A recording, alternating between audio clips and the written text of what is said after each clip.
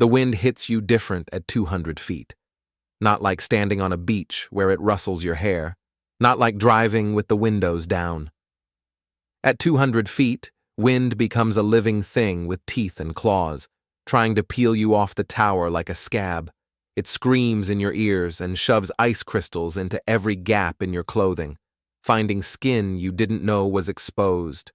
Before we dive deeper into this story, I have one small request. Please subscribe, drop a like, comment, and hit that hype button to boost this channel so more people can discover these incredible Reddit stories. I loved it up here. My name is Elias Vane, and I've been climbing transmission towers for 12 years. Some guys in my trade call themselves linemen. Some say they're electricians. I'm what they call a high-voltage transmission specialist, which is a fancy way of saying I'm the idiot they send up when nobody else will go. When a storm knocks down power to 50,000 homes and the lines are crackling with enough juice to turn a man into charcoal, they call me. Today, the ice storm had been building for 6 hours. The sky looked like dirty concrete, and the temperature had dropped to 15 degrees. My hands, even through the insulated gloves, felt like frozen meat. I was replacing insulators on Tower 47, part of the main grid feeding the northern suburbs, rich people suburbs, the kind where a 4-hour blackout means angry calls to congressmen. The tower hummed beneath my boots. People don't understand that sound. It's not mechanical. It's the electricity itself. 500,000 volts, singing through aluminum and steel, a frequency that vibrates in your chest cavity and makes your fillings ache. Some guys hate it, makes them nervous. I found it peaceful. Up here, nobody could bother me. No phone calls, no bullshit. Just me, the sky, and enough voltage to vaporize an elephant. The work required total focus. One wrong move, one careless brush against the wrong cable, and I'd be a Darwin Award winner. My wife Corinne hated that I did this job, said it was too dangerous, too blue-collar, too embarrassing when her PR firm friends asked what her husband did for a living. I'd married Corinne 6 years ago. She'd been different then. Warmer, or maybe I'd been dumber. These days, she worked 60-hour weeks at Morrison & Associates, managing public images for politicians and CEOs. She'd started dressing better, talking different, looking at me like I was something she'd stepped in. My phone buzzed in my chest pocket. Normally, I'd ignore it. But I was between tasks, safely clipped to the tower's frame, and frankly, I wanted the distraction. I pulled out my phone, fingers clumsy in the thick gloves. The message was from Sienna Park. Sienna was Corinne's best friend since college. Yoga instructor, organic food nut, always smiling that weird smile that never quite reached her eyes. She'd been coming around the house more often lately. Sometimes I'd come home and find her there, just there, sitting in my kitchen like she lived there. It creeped me out, but Corinne said I was being paranoid. The message read, "Elias, I don't want to upset you, but I have to tell you something. Your wife is cheating on you." The wind howled. The tower swayed 6 inches to the left, then back. The movement was normal, expected, but suddenly my stomach lurched anyway. 3 photos loaded beneath the text. The first showed Corinne walking into the Meridian Hotel downtown. She wore the black dress I'd bought her for our anniversary. The second photo showed her in the hotel bar with a man I recognized immediately, Sterling Watts, CEO of High Plains Energy. My boss's boss's boss. The third photo was taken through a hotel room window, slightly blurry but clear enough. Corinne's dress was on the floor. My gloves suddenly felt too tight. The cold air burned my lungs. The tower's hum grew louder, or maybe that was just the rushing in my ears. I typed back with shaking fingers, "Why are you helping me?" The reply came fast. "Because I want you, Elias. I've always wanted you. Only you." I stared at those words for a long time. The wind screamed. Ice pellets stung my face. Below me, the ground looked very far away and very inviting in a way it never had before. Then I started climbing down. The drive home took 40 minutes. My truck, a lifted Ford F5 High-50 service utility vehicle with a bucket crane, handled the ice-slicked roads better than most vehicles. The company logo on the door, High Plains Energy, felt like a brand now, a mark of ownership. I didn't call Corinne, didn't text. I just drove, my mind cycling through the same thoughts over and over. How long had this been going on? How many lies had I swallowed? How many times had she kissed me after kissing him? The house appeared through the snow, a modern glass and steel box that Corinne had insisted we buy. It had cost $800,000, most of it my money, saved over years of dangerous work. She'd called it an investment, a statement. Looking at it now, it just looked cold. Sterling Watts's luxury SUV wasn't in the driveway. That was something. I parked the truck and sat there for a moment, engine running, heater blasting. My reflection in the rearview mirror showed a man I barely recognized. Grease-stained face, 3-day stubble, eyes like holes burned in a blanket. I looked exactly like what Corinne's friends probably called me behind my back, white trash with a paycheck. I got out and walked to the front door. Didn't bother wiping my boots. Tracked ice and mud across the white entryway tiles that cost $90 per square foot. Corinne was in the dining room eating sushi from one of those expensive delivery places. She wore yoga pants and a cashmere sweater. Her hair was perfect. She looked up when I walked in, and her expression flickered, surprise, then annoyance. "You're home early," she said. "You're filthy. Can you at least take your boots off?" I pulled out my phone. Didn't say anything. Just set it on the table, screen up, showing Sienna's photos. Corinne's face went white, then red, then white again. "Elias?" "Don't," I said. My voice sounded weird, flat. "Just don't. It's not what you think, it's exactly what I think." I pulled off my wedding ring. The metal felt warm from my body heat. I set it on the table next to the phone. "You can keep the house. Tell Sterling he can have you. I'm sure he'll be thrilled." "Where are you going?" Her voice climbed into that register she used when she wasn't getting her way. "We need to talk about this. You can't just leave." I walked to our bedroom, grabbed a duffel bag, threw in clothes, toiletries, my passport, the emergency cash I kept hidden. Corinne followed, talking nonstop, her words a blur of excuses and accusations. I wasn't listening. 3 minutes later, I walked back through the living room. Corinne had moved to the couch. She was crying now, mascara running. It might have moved me once.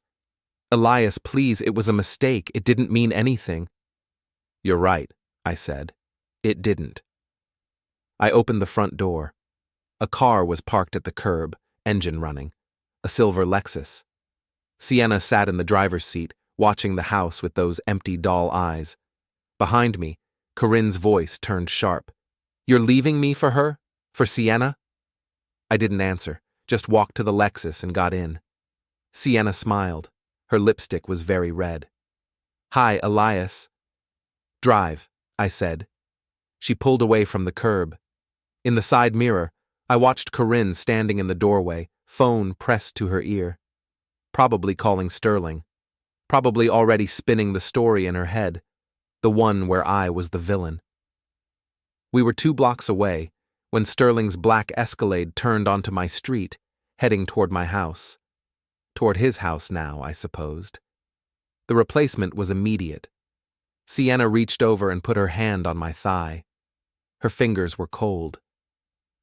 "I'm so glad you're finally free," she said. "We're going to be so good together." I looked at her then, really looked at her, and saw something hungry behind her eyes, something that had been waiting a long time. I'd just made a terrible mistake. Sienna's apartment smelled like lavender and something chemical, cleaning products maybe. Everything was white and beige and aggressively minimalist. No photographs, no personality, just surfaces that looked like nobody actually lived there. "Sit down," she said, gesturing to the couch. "I'll make us tea." I sat. The couch was expensive and uncomfortable. Through the window, I could see the city lights, blurred by falling snow. My phone buzzed. Corinne calling. I declined it.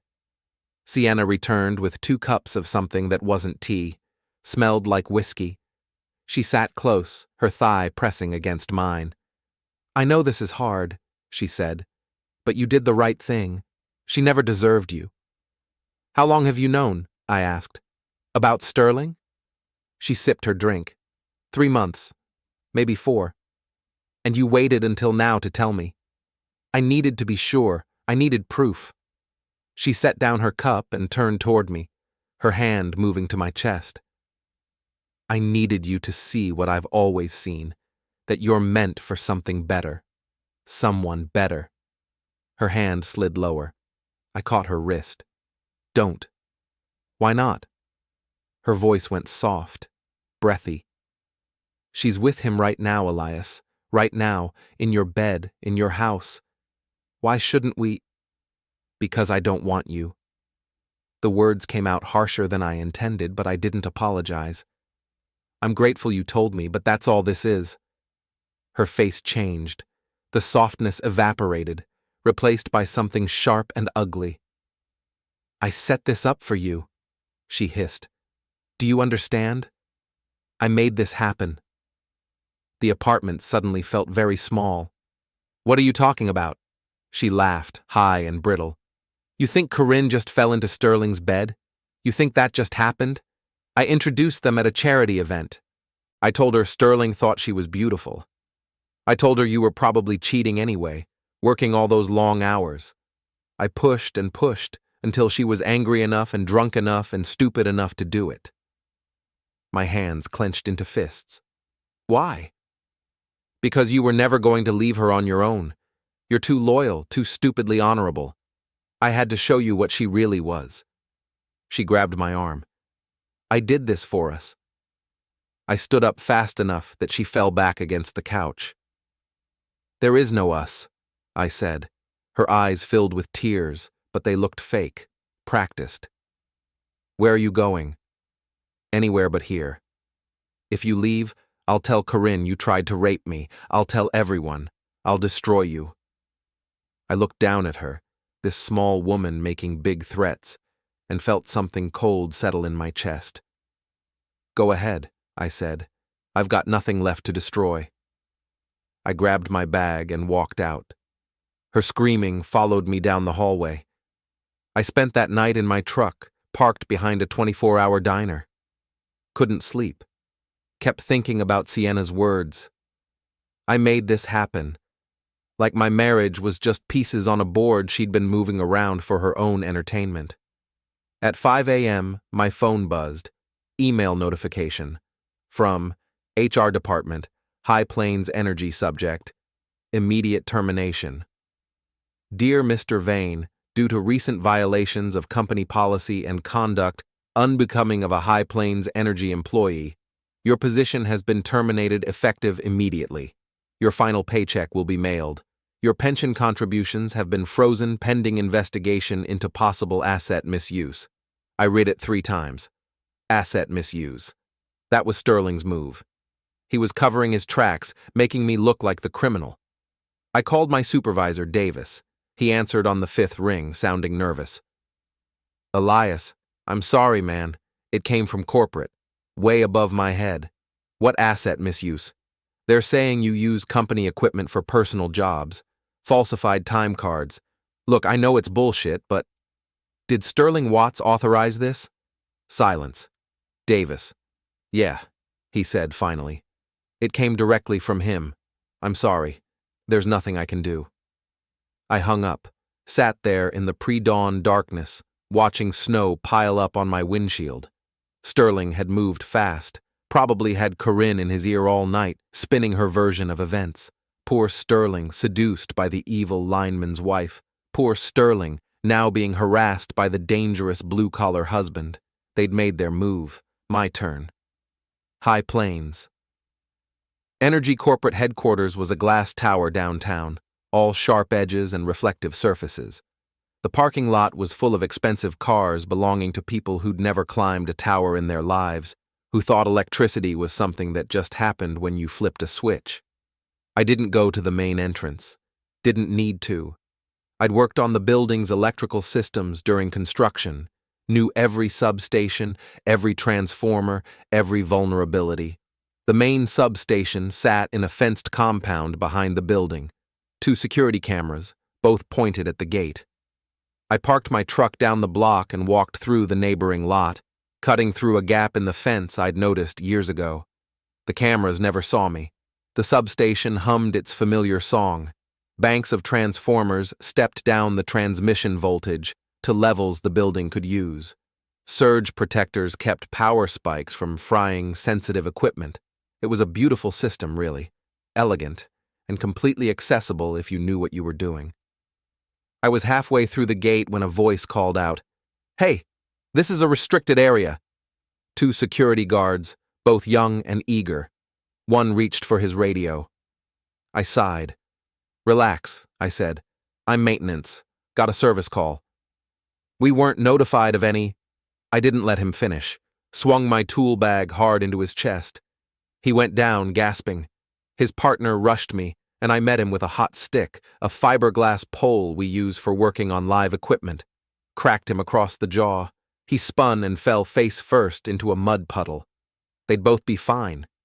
Bruised and embarrassed, but fine. I turned back to the substation. The surge protectors were industrial grade, designed to handle massive voltage spikes, but they had limits. Everything has limits.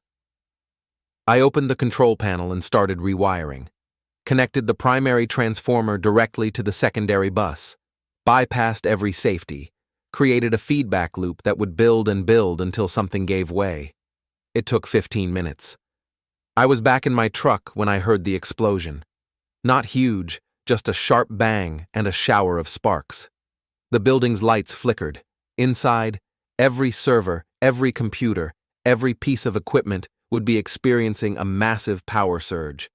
Surge protectors would pop like firecrackers. Hard drives would corrupt. Years of data, gone in seconds. My phone rang. Unknown number. I answered. "You psycho!" Sterling's voice, high and panicked. "What did you do?" "Fixed a problem," I said calmly. "You had some faulty wiring. The servers are fried.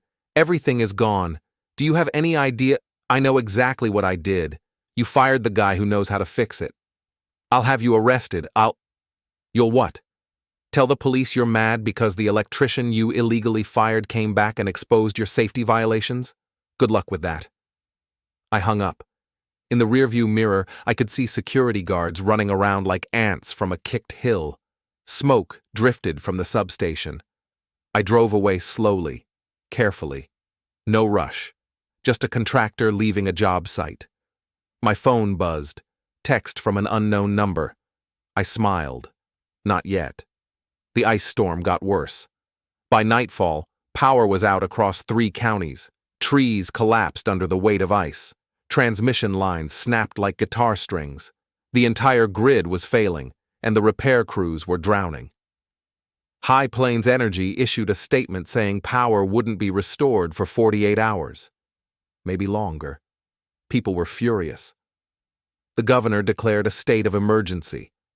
I sat in a dive bar called Mulligan's, drinking whiskey and watching the news. The bar had a generator, so the lights stayed on and the beer stayed cold. It had become an impromptu shelter. People huddled around tables, sharing body heat and complaining about the utility company. Nobody recognized me as one of the people who used to keep their lights on. My phone buzzed. This time I didn't recognize the number, but I answered anyway. "Elias Vane," a woman's voice, professional. "Who's asking?" "My name is Jennifer Hale. I'm a reporter with Channel 7 News. I'm doing a story on the High Plains energy outage. I understand you were recently terminated?" Sterling's people were moving fast, trying to control the narrative. "No comment," I said. "I've been told you might have sabotaged company equipment in retaliation for your termination. Would you like to respond to these allegations?" "Sure.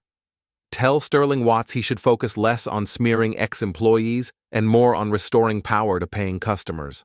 Also, tell him to check his local hard drives. I hear they might have some interesting financial records on them. Or they did anyway before they got corrupted." I hung up. Probably shouldn't have said that last part. Definitely shouldn't have enjoyed it so much. My phone rang again immediately. Different number. What? Elias, it's Davis. Man, you need to lay low. Sterling's lost his mind. He's telling everyone you're dangerous, that you threatened him. I did threaten him. That's not helping. Davis sounded genuinely worried. Look, I know Sterling's a prick. Everyone knows. But he's got resources, money, lawyers. You're just making yourself a target. Good, I said. A target's easier to hit. I hung up and ordered another whiskey. The TV above the bar switched to a new story. Reporter standing outside the Ridgemont Country Club, one of those places where the membership fee was more than most people made in a year. The graphic read, "Power crisis hits local elite." Despite widespread outages, the reporter said, some facilities have maintained power through private generators. The Ridgemont Country Club is hosting what they're calling a crisis response gala tonight, bringing together community leaders to discuss solutions to the ongoing emergency. The camera panned across the parking lot. Expensive cars, people in tuxedos and evening gowns. Through the windows, I could see chandeliers blazing, and there, walking up the steps in a silver dress, was Corinne. Sterling held her arm, playing the gentleman. Something cold and heavy settled in my chest. "Bartender," I said. "You have a printer?" Sienna's phone had been surprisingly easy to clone. She'd left it charging in her bathroom while I was there, and I'd been working with electrical systems for 12 years. Pulling data off a phone was child's play. The texts between her and Corinne went back months. Reading them had been educational. "He's so boring. All he talks about is work." Corinne, "You deserve better. You deserve excitement." Sienna, "Sterling asked me to lunch again. Should I go?" Corinne, "Why not? Elias won't know. What he doesn't know can't hurt him." Sienna, "But the really good stuff was between Sterling and Corinne. Private jokes about the board of directors. Sterling calling them dinosaurs waiting to go extinct. Plans to restructure the company, forcing out the old guard. And my personal favorite, Corinne telling Sterling that her blue-collar husband was too stupid to notice his savings were being drained to pay for her investment opportunities. I printed everything, 100 pages of text messages, emails, photos. Then I loaded them into my truck and drove to the Ridgemont Country Club. The parking lot was full.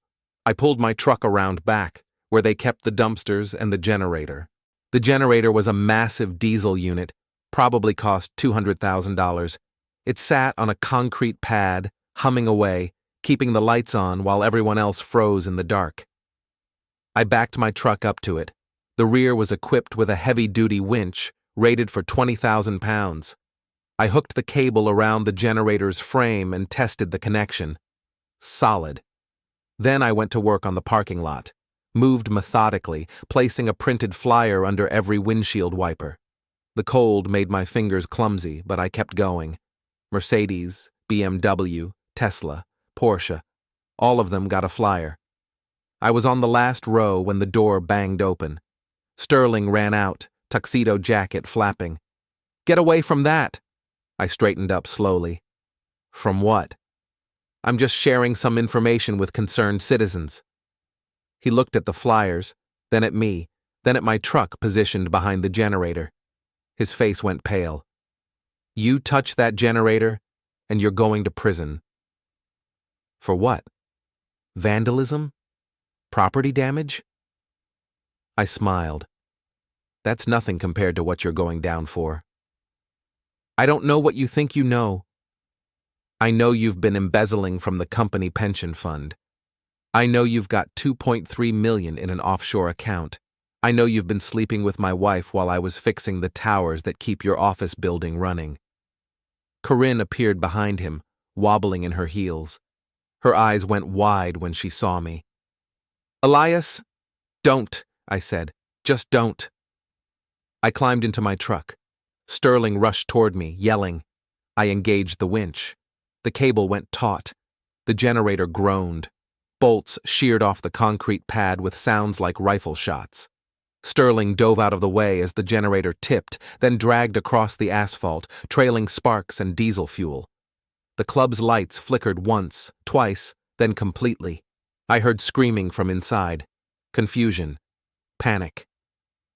In the sudden darkness, flashlights clicked on, car doors opened. People found the flyers on their windshields. What is this? Oh my God, look what it says about… Is this real? I drove away slowly, the ruined generator dragging behind me for a block before the cable snapped. In my rearview mirror, I saw Sterling standing in the parking lot, surrounded by people holding flyers, their phone flashlights turning him into a spotlight-lit target. Corinne stood alone near the entrance, arms wrapped around herself. Nobody was standing near her. The social shot was complete. Sterling had a cabin in the mountains. Sienna had mentioned it once, during her rambling confession about how she'd orchestrated everything. She'd been trying to impress me with how much she knew, how close she'd gotten to my life. He keeps everything there, she'd said. All his private files. He doesn't trust banks or digital anything. Says it's safer to keep hard copies in the cabin where nobody can find them. I'd filed that information away. Now, driving through the storm on icy roads, I knew exactly where Sterling would run. The cabin was remote, off-grid, powered by solar panels and a propane generator. It was where he'd stored his insurance policy, physical evidence of every illegal transaction, every embezzled dollar, every bribe. Digital files could be corrupted, destroyed. Paper was forever. He'd go there to get those files before anyone else could. The mountain pass was a nightmare. My truck handled it better than most vehicles would, but even with chains and four-wheel drive, I felt the tires slip on black ice. The snow came down sideways, reducing visibility to maybe 20 feet. I reached the turnoff to the cabin access road and stopped. Positioned the truck across both lanes, blocking the path. Waited. They showed up 40 minutes later. Sterling's Escalade came around the curve too fast. He saw my truck and slammed the brakes. The SUV fish-tailed, sliding sideways before stopping 15 feet from my bumper. I got out slowly. The wind tried to knock me over. My breath came out in white clouds. Sterling opened his door. "Move your goddamn truck." "Can't do that." Corinne was in the passenger seat, face pale in the dashboard light. She looked terrified. Sterling tried to put steel in his voice. "I'm warning you." "You're warning me?" I laughed, and the sound was ugly even to my own ears. "You destroyed my marriage, stole my money, took my job, and you're warning me?" He reached under his seat, came up with something black and heavy, a pistol. "I will shoot you," he said. "Self-defense. You've been stalking us, harassing us, threatening us. Everyone knows you're unstable." I took a step forward. He raised the gun. "One more step." I took another step. He fired. The shot went wide, the crack of it lost in the wind. His hands were shaking too badly. Rich men and guns, they buy them for the fantasy, but don't put in the range time. I covered the distance before he could fire again, grabbed his wrist, twisted hard. He screamed. The gun fell into the snow. "Get out," I said. "It's 15 degrees. We'll freeze." "Then you'd better move fast." I dragged him out of the Escalade. Corinne tried to lock her door, but I pulled the emergency release under the hood. The doors unlocked. She screamed as I pulled her out too. They stood there in their expensive clothes, Sterling in his tuxedo, Corinne in her silver dress and heels, looking at me like I was a monster. Maybe I was. "The cabin's a mile that way," I pointed into the dark woods. "Better start walking." "You can't do this," Corinne said. Her teeth were already chattering. "Please, Elias, we'll freeze." "You'll make it, probably." I got back in my truck. "Better move fast, though. Storm's getting worse." Sterling tried to run at me. I revved the engine. He jumped back. I watched them in my rearview mirror as I pulled away, two figures stumbling into the woods, swallowed by darkness and snow. Then I turned around and headed for the cabin myself. I knew a back way, an old service road the power company used for tower maintenance. My truck could handle it. Theirs couldn't. The cabin appeared through the trees 30 minutes later. It was bigger than I'd expected. 2 stories, cedar and glass, solar panels on the roof, generator shed on the side, propane tanks. This wasn't some hunting shack.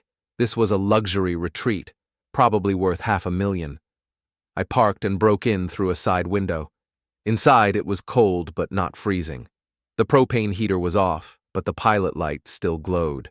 I found what I was looking for in the study: file cabinets full of documents, bank statements, account numbers, ledgers showing money moving in ways that would make an IRS agent salivate. Sterling had kept everything, a complete record of his crimes. I photographed each page with my phone, uploading them to a cloud storage account I'd created that morning. Insurance, in case things went sideways. Then I heard voices outside. They'd made it. Faster than I expected. Sterling must have been more desperate than I thought. I heard them at the front door, fumbling with keys. The lock clicked. They stumbled inside, gasping. "Oh, thank God," Corinne sobbed. "Heat. Turn on the heat." I waited in the study, standing beside the file cabinet. Sterling's footsteps moved through the house. "Something's wrong. The window." He appeared in the doorway. Saw me. Froze. "Looking for these?" I held up a handful of documents. His face went from shock to rage. "Put those down." "Or what? You'll shoot me with the gun you dropped in the snow?" I smiled. "Sit down, Sterling. We need to talk." Corinne appeared behind him. "Elias, please. We're sorry. We made mistakes." "Mistakes?" The word felt like acid in my mouth. "You didn't make a mistake. You made a choice. Every day, every lie, every dollar you spent that I earned, those were choices." "What do you want?" Sterling's voice shook. "Money? I can pay you. Name a price." "I don't want your money. I want you to understand something." I moved toward them. They backed up. "People like me, we're invisible to people like you. We keep your lights on, your heat running, your comfortable life functioning, and you think we're stupid, disposable. You think you can use us and throw us away. That's not.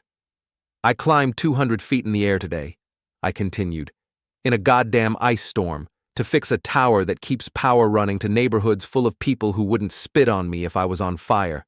And you know what? I did it anyway, because that's the job." Sterling's eyes darted toward the door, calculating distances. "Don't," I said. "You won't make it." He ran anyway. Made it 3 steps before I tackled him. We hit the floor hard. He tried to fight, throwing weak punches that glanced off my shoulders. I pinned him easily. "Elias, stop!" Corinne screamed. "You're going to him." I wasn't, but I let her think I might. "Get me something to tie him up," I said. "No. Now, Corinne, or I'll tie you up too."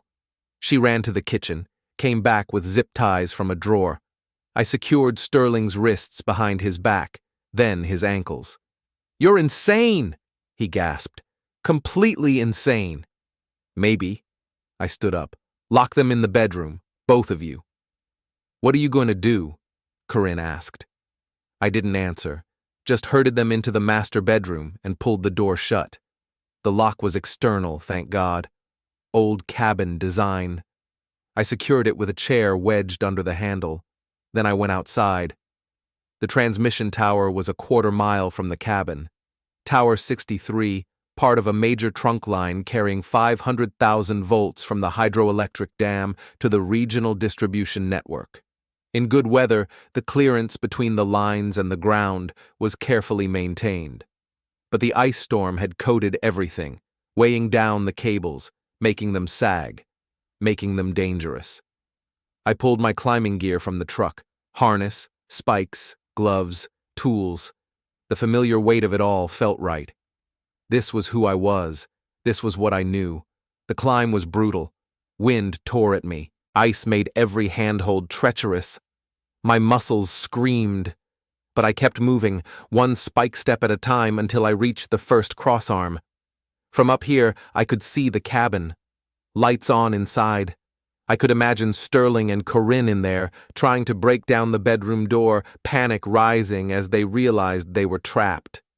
The main line hummed above me, 500,000 volts of pure energy, enough to arc through air, to jump gaps, to turn a human being into vapor. I'd seen arc flashes before. The light was brighter than the sun. The sound was like thunder inside your skull. I began working on the tensioners. These were the mechanisms that kept the lines taut, maintaining proper clearance. By adjusting them, I could lower the lines, not by much, just enough to make them sing over the cabin roof. It took an hour. My fingers went numb 3 times. I had to stop and warm them, flexing until sensation returned. The whole time, the line hummed its lethal song, a vibration I could feel in my bones. When I was done, the main line hung 12 feet above the cabin, well within the electromagnetic field's reach. I climbed down and walked back to the cabin. Inside, I could hear Sterling and Corinne yelling, pounding on the bedroom door. I removed the chair, opened the door. They rushed out. Sterling's wrists were still zip-tied, but he'd managed to work them in front of his body. Corinne looked wild-eyed, hair tangled. "We can't stay here," she said. "We have to leave right now." "Look up," I said. They followed me outside, stood in the snow, looking at the cabin roof. The power line hung there, close enough that they could see the ice coating the cable, could see the insulators straining. Close enough that the electromagnetic field was palpable. Their hair began to rise, responding to the electrical charge. The hum was deafening. "Oh my God," Corinne whispered. "That's a 500 kilovolt transmission line," I explained, my voice clinical. "The field it generates is extremely powerful, strong enough to induce current in any conductive material nearby, strong enough to make your skin tingle, strong enough to make your heart beat irregularly if you stay too close for too long." "You're going," Sterling said. "No. You have options. You can stay in the cabin, warm, but listening to that hum all night, knowing that if the ice breaks and that line sags another 6 inches, it'll arc to the roof. Or you can leave, walk back through the storm, probably get hypothermia." "This is murder!" "No. This is a choice. The same kind of choice you gave me when you destroyed my life." A car engine sounded in the distance. Headlights appeared through the trees. Sienna's Lexus pulled up, sliding to a stop. She got out, and I saw she had Sterling's gun, must have gone back to find it. "Elias!" She waved the pistol around wildly. "Step away from them!" "Sienna, go home." "No, I did this for you, for us. You can't just—" She pointed the gun at Corinne. "She destroyed everything. She has to pay. Put the gun down. We can be together now, don't you see? Without her, without them, we can—" I walked toward her. She swung the gun toward me. "Don't come closer." "You're not going to shoot me," I said calmly. "You love me, remember? That's what all this was about." Her hands shook. Tears ran down her face. "I did everything for you." "I know, but I'm not yours to have." I reached out slowly. She didn't resist when I took the gun, didn't fight when I removed the magazine, cleared the chamber. "Go home," I said again, gentler this time. "This is over." "But, Sienna." "Go." She looked at me for a long moment, then at Sterling and Corinne, then back at me. Something broke in her expression. She turned and walked back to her car. Drove away slowly, taillights disappearing into the snow. I turned back to Sterling and Corinne. They stood together now, arms around each other. Funny how danger brings people together. "What now?" Sterling asked. I pulled out my phone. Dialed 911. "I need to report a dangerous power line situation," I told the operator, "and possible criminal activity. Send police and utility crews to—" I gave them the address.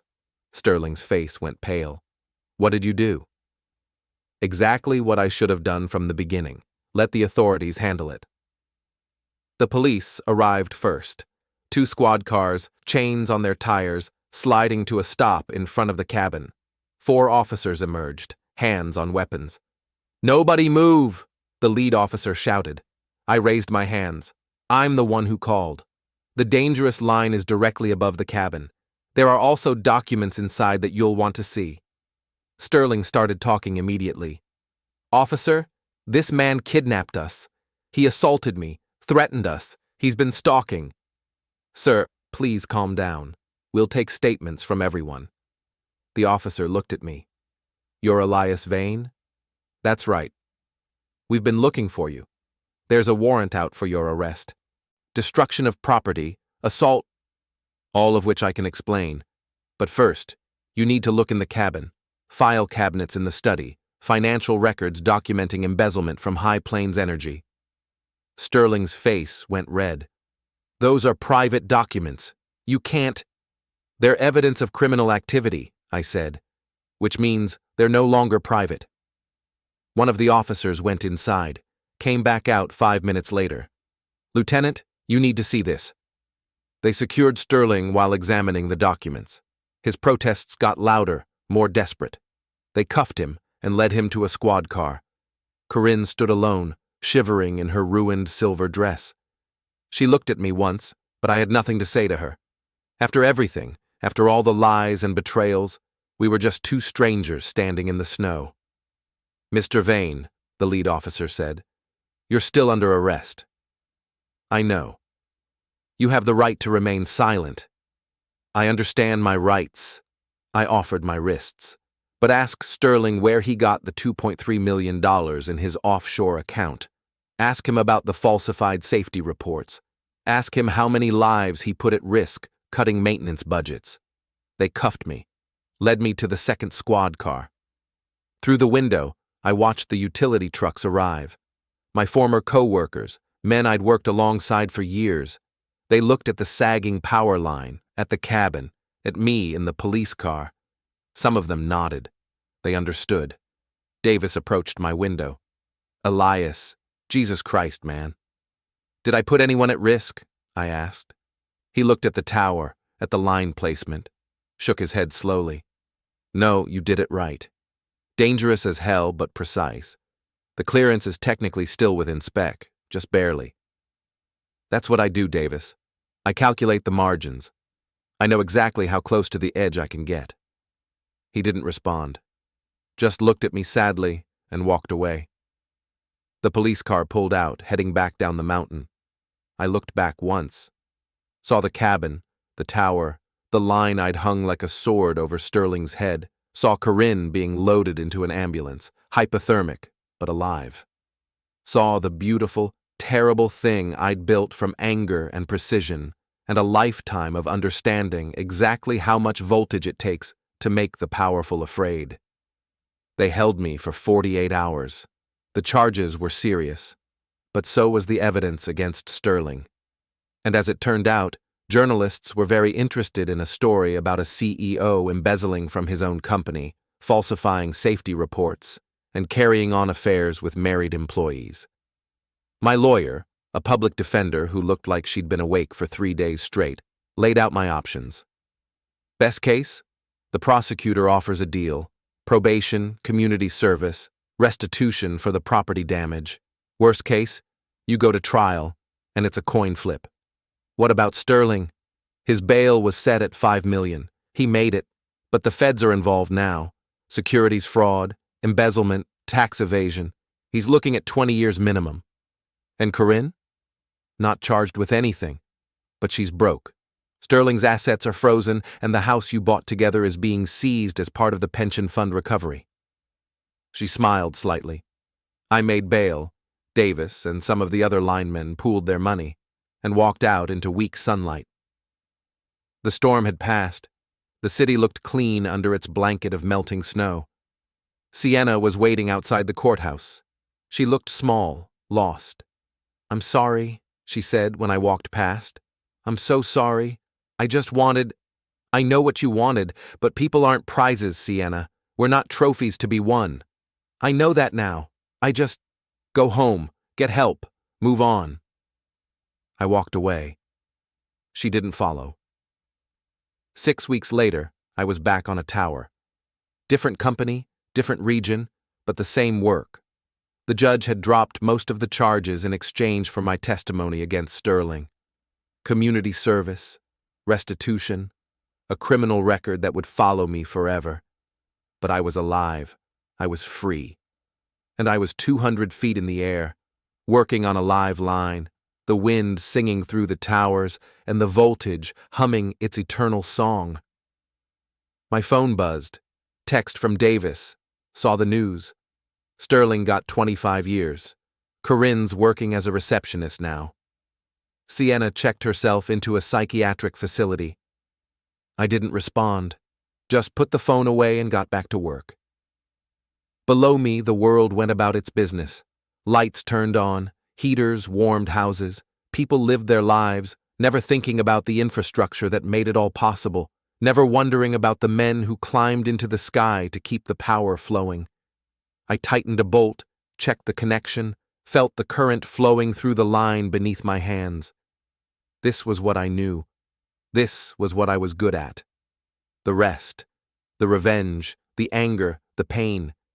It was all just noise, static on the line.